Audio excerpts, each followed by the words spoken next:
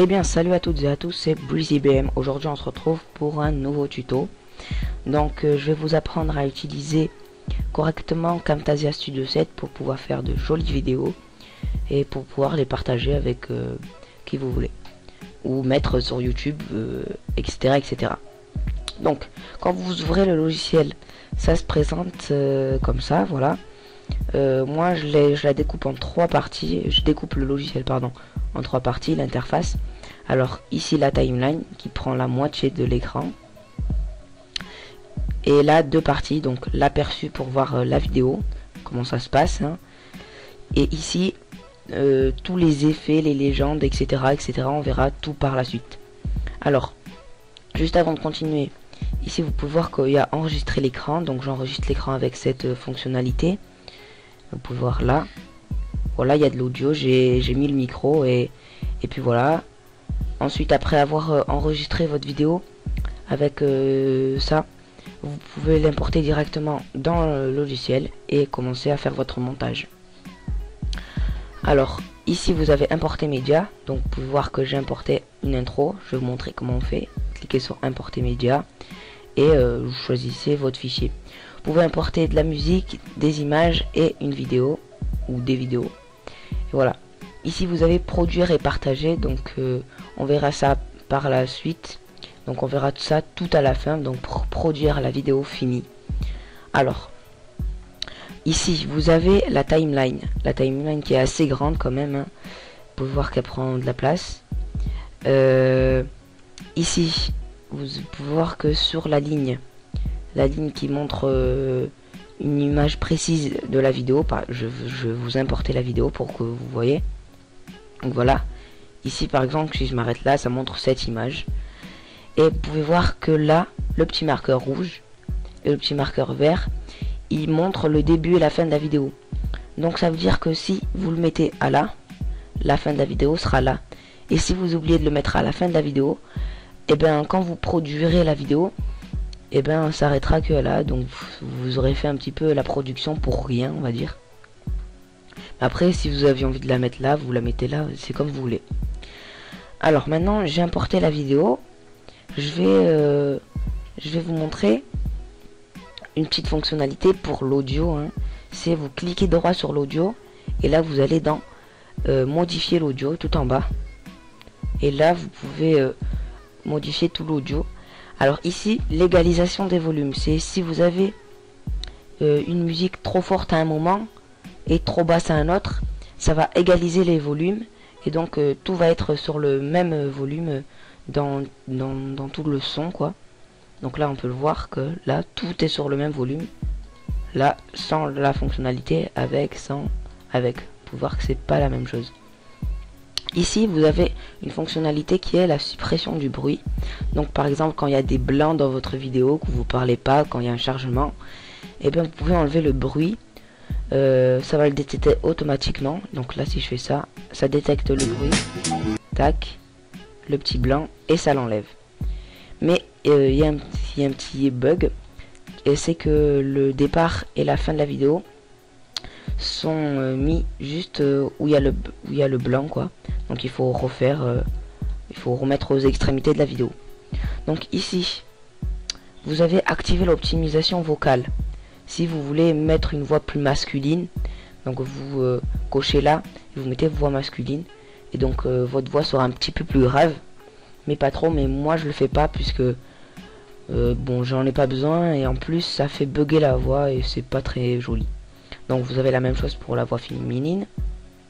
Ensuite si vous trouvez que votre voix n'est pas assez forte pendant la vidéo, vous pouvez monter le volume comme ça en cliquant plusieurs fois. Donc là c'est au maximum, et vous pouvez le baisser aussi. Donc voilà, vous pouvez mettre une partie en silence et faire du fondu. Donc voilà, je vous laisserai voir les fonctionnalités. Donc l'audio il est juste là aussi dans cet onglet, vous cliquez sur audio. En parlant d'onglet, revenons à cet onglet qui est la légende. Et donc il y a plusieurs légendes. Alors à quoi servent les légendes? À légender une vidéo, vous allez penser, mais pas que. Donc je vais vous montrer ça par la suite. Alors au début vous avez ça comme légende, si vous voulez voir toutes les légendes, vous cliquez sur la dernière flèche tout en bas. Et voilà, vous avez toutes les légendes. Ici, vous avez des légendes, des flèches, où vous pouvez mettre du texte. Donc je vais vous montrer. On prend une flèche basique. On met, par exemple, abonnez-vous. Et likez. Hop, voilà. Et là, le texte est dans la légende. Donc, pour vous montrer comme ça. Voilà, vous pouvez redimensionner votre légende. Tout est personnalisable. Donc, par exemple, vous pouvez mettre des effets de transparence. Par exemple, si on veut une transparence comme ça. Voilà. Une bordure noire. Voilà, du remplissage blanc. Donc voilà, c'est vraiment personnalisable à gogo. Vous pouvez modifier le fondu si vous mettre en 1 seconde, 2 secondes, etc. Et donc vous pouvez voir que le fondu varie en fonction du nombre de secondes aussi sur la timeline. Donc vous voyez que là, si je mets à 4 secondes 20, c'est maximum. Puisque la vidéo n'est pas assez longue pour faire à 5 secondes par exemple. Voilà, ça fait un long fondu. Et là, si vous la baissez à 1, tac, et ben voilà, c'est normal. Alors, vous pouvez voir aussi, en parlant de fondu, que la légende, il y a une barre spécialement pour la légende, que vous pouvez bouger votre flèche en fonction. Si vous avez envie de mettre la flèche ici, vous pouvez la mettre là. Ici, vous pouvez agrandir le temps que la flèche reste dans la vidéo. Donc moi, si j'ai envie de mettre une petite flèche comme ça, on peut voir que là, ça donne ça. Tac. Voilà. J'avais trop baissé le volume, je vais le remonter un tout petit peu. Tac. Bon, c'est pas grave. Alors ensuite, dans les légendes, il y a des fonctionnalités pour mettre des entourés, encadrer des choses, barrer. Là c'est une coche, un tic comme j'appelle ça, et une flèche. Donc ça j'aime beaucoup puisque c'est très joli. Enfin j'aime pas la couleur, mais voilà, vous pouvez voir que là je vais cliquer dessus, tac, et voilà, ça s'affiche. Et tac, on peut l'agrandir, et voilà. Tac, si on a envie d'entourer ça par exemple, et on peut changer la bordure, hein. Tac, on va mettre celle-là, ou en noir. En noir ça se verrait pas trop. Et donc voilà. Ensuite vous avez du floutage, hein, si vous avez besoin de flouter quelque chose, soit pour censurer un mot de passe par exemple pendant une vidéo, ou quelque chose qui vous plaît pas, donc vous pouvez flouter. Donc là vous pouvez voir qu'il y a des bordures qui sont moches là, mais vous pouvez, si vous cliquez autre part, ça s'enlève. Ensuite ici vous avez un truc exprès pour centrer quelque chose sur la vidéo, une sorte de projecteur sur la vidéo, si on a envie de mettre le projecteur sur la lumière là. Donc voilà, et le reste est en noir. Ensuite vous avez un surlignage et plein d'autres fonctionnalités. Je vous laisse découvrir tout ça en détail. Juste une petite dernière fonctionnalité qui me plaît, c'est pendant des tutos où vous devez montrer des manipulations, vous pouvez générer, enfin mettre des combinaisons de touches comme ça. Par exemple si je fais CTRL plus C, voilà, donc là ça va afficher la combinaison, et tout ça très intuitivement. Je trouve que c'est bien fait, c'est très bien fait. Donc ensuite, une des grosses fonctionnalités, là je vais supprimer juste ça. Voilà, vous sélectionnez votre légende et vous la supprimez.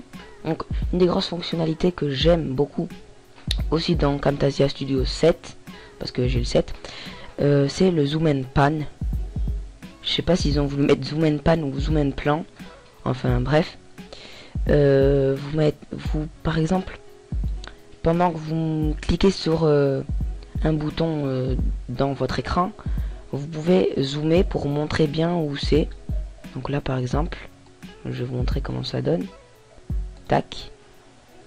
Et là ça zoome sur le plan. Et vous pouvez voir que là ça va dézoomer, ça, pour dézoomer, et bien on fait ça. On fait clic droit, accroché aux extrémités de la vidéo, et donc là c'est sur toute la vidéo. Voilà, rien de plus particulier, pardon. Il y a une fonctionnalité qui s'appelle Smart Focus, qui est de faire automatiquement les zoom and plan ou zoom and pan directement. Donc ça marche bien, mais vérifier, on sait jamais, parce que des fois ça fait des zooms un petit peu ratés.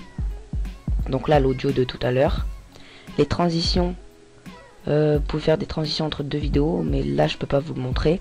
Donc je vais importer une autre vidéo pour vous montrer. Donc importer média toujours, hein. Et par exemple les bases de Sony Vegas. Donc on attend que la vidéo s'importe.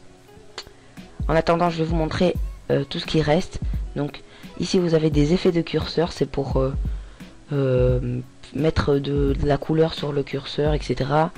Des clips de titres, mais tout ça vous le verrez par vous-même, c'est pas le plus important de ce que fait Camtasia Studio 7. Je trouve ça pas très important. Voilà, vous mettre un quiz, des sous-titres, etc. Donc voilà, vous avez de quoi faire. Alors ensuite, pour les transitions, on en était à importer la vidéo. Vous pouvez voir qu'elle est assez grande. Si vous y retrouvez pas, vous pouvez zoomer ou dézoomer juste en haut là. Donc voilà. Donc, alors pour la transition, je crois que c'est comme ça. Tac, voilà, transition. Et la transition se fait entre deux vidéos, donc entre celle-là et celle-là. On clique là et on choisit la transition qu'on veut. Par exemple, si je veux une rotation en cube, je crois qu'on fait comme ça, voilà. On l'importe et là on voit ce que ça donne. Tac, ça n'a pas marché.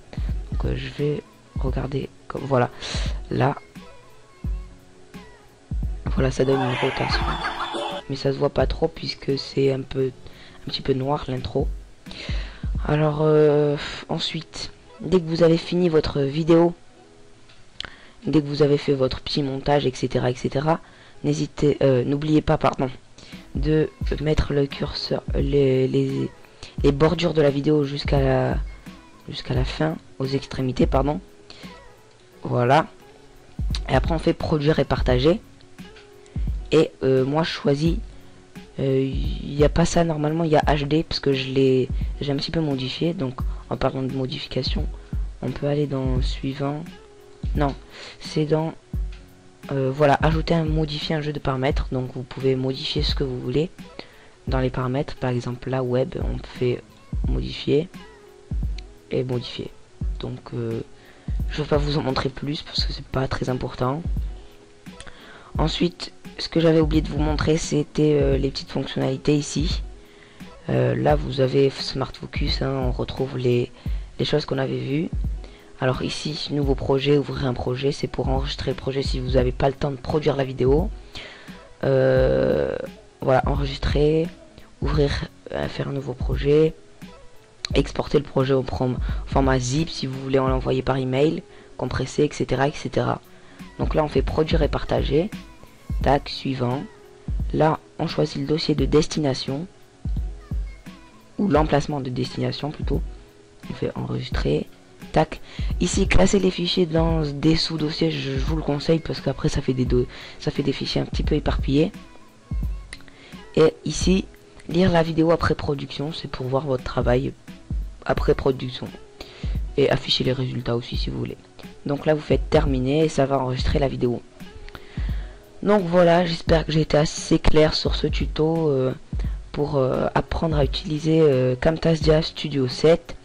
Si vous avez quelque chose que vous n'avez pas compris, n'hésitez pas à m'en faire part dans la description. N'hésitez pas aussi à liker, à partager, à commenter et à vous abonner bien sûr. Sur ce, moi j'y vais. Allez, bye tout le monde.